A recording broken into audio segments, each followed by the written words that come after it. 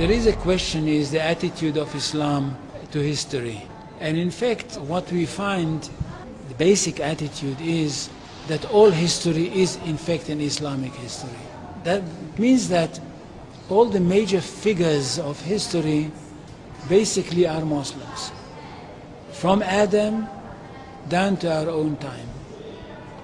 So if the Jews or the Christians are demanding something and basing it on the fact that there was a king called Solomon or a king called David or a prophet called Moses or Jesus, then of course what they are doing, they are saying something which is not true, or in fact they don't know that all these figures were basically Muslim figures. They were, in fact, since the creation of the world there is only one religion, and this is the religion of Islam.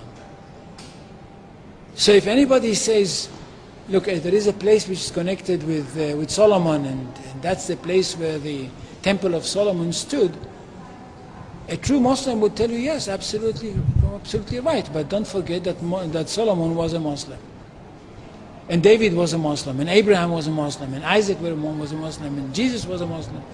And this is what I mean by the Islamization of history. And you can understand that through Islamization of history, you've got Islamization of geography. Anywhere which was connected with these people, or with these prophets, which were all Muslims, becomes a Muslim territory. And therefore, when Islam was not in that area before Muhammad came to it, but it should have been there.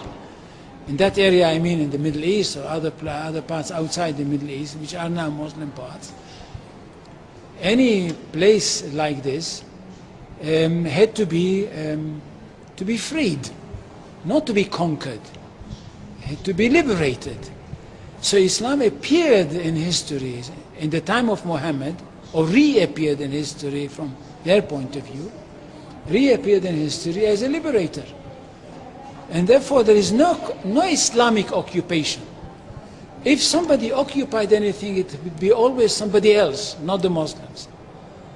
So there is no Islamic occupation, there's only Islamic liberation. So there is no Islamic occupation, there's only Islamic liberation.